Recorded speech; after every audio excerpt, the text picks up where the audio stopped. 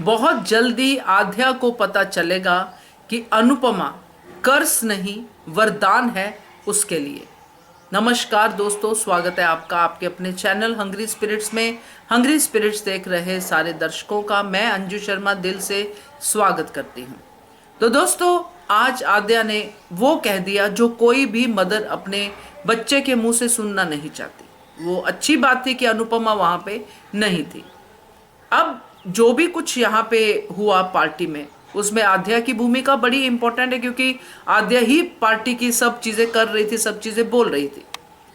मगर जब बात पार्टी में बिखर गई, बिगड़ गई, तो आद्या भी बुरी तरह से बिगड़ गई। बिगड़ी तो पहले भी है, मगर बुरी तरह से बिगड़ गई। अब इसमें उसने जो कहा उसको अगर हम सही से समझे तो कर्ज तो अनुपमा कभी भी आद्या के लिए थी ही नहीं। तो बात करते हैं, क्योंकि ये बहुत जल्दी आद्या के सामने ये बात आने वाली है कि ये कर्ज नहीं है, ये तो वरदान है जिसको उसने पहचाना ही नहीं। पहले वही निवेदन, जिन्होंने अभी तक चैनल को सब्सक्राइब नहीं किया है कृपया कर लीजिए। साथ में दोस्तों बेल आइकन दबाइएगा ताकि आपको हमारे वीडियोस के नोटिफिकेशन मिलते रहे। अनुपमा वहां से चली गई क्योंकि अनुपमा को पता था कि अब आद्या अपना गुस्सा निकालेगी, जो अनुपमा से बर्दाश्त नहीं होगा। पहले ही इतना बर्दाश्त कर लिया और क्या सुनना बाकी था जो अनुपमा रुकती। आद्या की शक्ल ही ऐसी बन गई, अनुपमा ने देख ली कि अब आद्या बरसेगी और अब रुकना मेरे लिए कोई भी जरूरी नहीं है।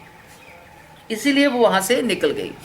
अब यहाँ पे आद्या जो बोल रही थी, जैसे उसने बापूजी की इंसल्ट की, अनुज ने बोला, समझाया आद्या को, सबके सामने समझाया और बापूजी चुप करके रह गए। अब उसके बाद उसने जो जो कुछ कहा, कर्ज तक कह दिया अपनी माँ को कि ये मेरे लिए कर्ज है।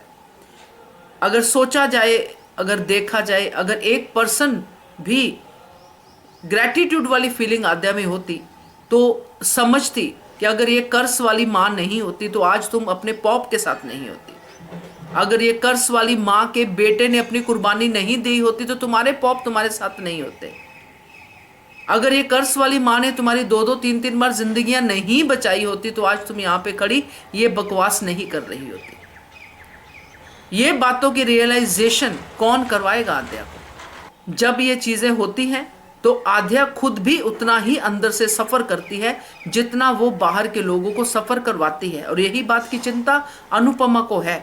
और जब ये चिंता एक्चुअली प्रैक्टिकलिटी में बदलेगी और अनुपमा आद्या को हैंडल करेगी, जो कि अल्टीमेटली अनुपमा ने ही करना है, इसलिए आद्या का ग्राफ आगे आगे बढ़ता ही जा रहा है। ड्रेस को जला देना कि ये अनुपमा ने ठीक की है, ये सब चीजें करना, इसका मतलब वो नफरत बढ़ती जा रही है। इसीलिए उस नफरत को इतना बढ़ाया जा रहा है कि इस नफरत का अब अंत होना निकट है। अब ऐसा ही होगा दोस्तों। अब नफरत और अगर थोड़ी बढ़ती भी है तो अब अनुपमा आके उस पर अंकुश लगाएगी और आद्या को समझाएगी।